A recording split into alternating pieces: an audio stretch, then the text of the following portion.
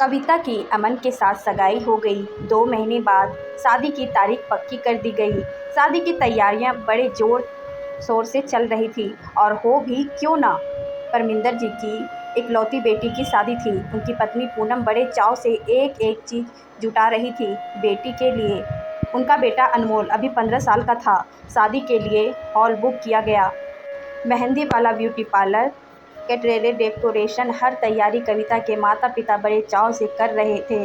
कविता की पसंद का फर्नीचर बनवाया गया। उसके लिए लहंगा, जेवर, शेड्यूल, चूड़ा आदि हर चीज़ चुन चुन कर खरीदी जा रही थी। शादी से एक दिन पहले मेहंदी का फंक्शन था। फंक्शन के लिए हरे रंग से सूट की थीम रखी गई। कविता के लिए बहुत खूबसूरत फूलों वाला ज्वेलरी बुक करवाई गई। कविता के हाथों में मेहंदी लग रही थी। हरे रंग का सूट और फूलों वाला ज्वेलरी पहनने उसके चेहरे की चमक उसकी खुशी बयान कर रही थी। पूनम और परमिंदर जी बेटी का खिला हुआ चेहरा देखकर बहुत खुश थे। ईश्वर से प्रार्थना कर रहे थे कि उनकी बेटी को ससुराल में बहुत सी खुशियां और प्यार मिले। उन्हें यकीन था कि उनकी सर्वगुण संपन्न बेटी उस घर में जल्द ही सबका मन जीतने लगी। अगले दिन सुबह से ही बारात की स्वागत की तैयारी शुरू हो गई। दोपहर को कविता तैयार होने के लिए ब्यूटी पार्लर चली गई। रात को 8 बजे बारात के स्वागत का समय था। निश्चित समय पर बारात आ गई। रिबन कटाई के बाद बारात ने पंडाल में प्रवेश किया। चाय नाश्ता चल रहा था। अचानक कुछ हंगामा सा शुरू हो गया। परमिंदर जी और उनका छोटा भाई रविंदर दोनों जल्दी से चूल्हे के पास पहुंचे तो देखा कि दूल्हा जोर जोर से चिल्लाकर बोल रहा था। परमिंदर जी की घबराहट के मारे आवाज़ ही नहीं निकल रही थी। रविंदर जी ने पूछा, क्या हुआ बेटा? तो दूल्हा बड़ी बदतमीजी से बोला, मेरा 20,000 रुपया का फ़ोन किसी ने चुरा लिया है। रविंदर जी बोले, बेटा कहीं गिर गया होगा, अभी ढूंढ लेंगे, टेंशन मत लो। लेकिन वह कुछ समय ही नहीं रहा था। फिर ज़ोर से चिल्लाते हुए कहा, सब लड़की वाले चोर हैं, सबकी तलाशी लो, पुलिस बुलवाओ। परमिंदर जी बोले, बेटा ऐसा मत कहो, अभी मिल जाएगा तुम्हारा फ़ोन।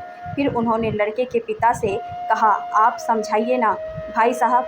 तो वो बोले, ठीक ही तो कह रहा है मेरा बेटा, सब लोग फ़ोन ढूंढने में लगे थे पर फ़ोन नहीं मिला।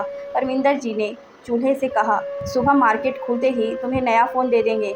पर दूल्हा लड़की वालों को गालियाँ देने लगा। लड़के ने कहा, जब तक फ़ोन नहीं मिलेगा फेरे नहीं होंगे। रविंदर जी ने हाथ जोड़कर कहा, हम तुम्हें 50,000 का फ़ोन ला देंगे, लेकिन यूँ हमारी इज्जत मत उछालो। इतने वेटर हैं, कैंटरिंग वाला स्टाफ है, किस पर शक करें? जिन पर रिश्तेदारों को इतना प्यार से आमंत्रित किया है उन पर ऐसे इल्ज़ाम मत लगाओ।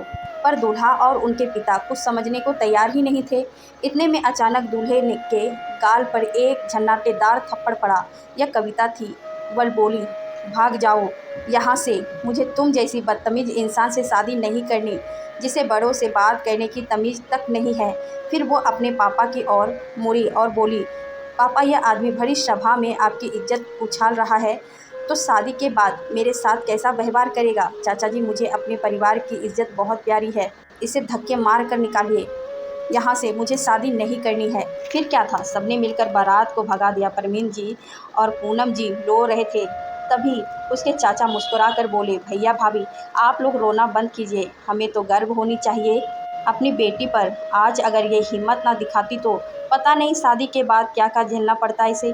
फिर उन्होंने हाथ जोड़कर अपने रिश्तेदारों से मुखातिब हुए बोले, जो होना था हो गया, खाना तैयार है, आप लोग खाकर जाइएगा। और सब लड़के बाकी सारा खाना पास की झुग्गी बस्ती में बंटवा कर आओ, खाना बर्बाद नहीं होना चाहिए।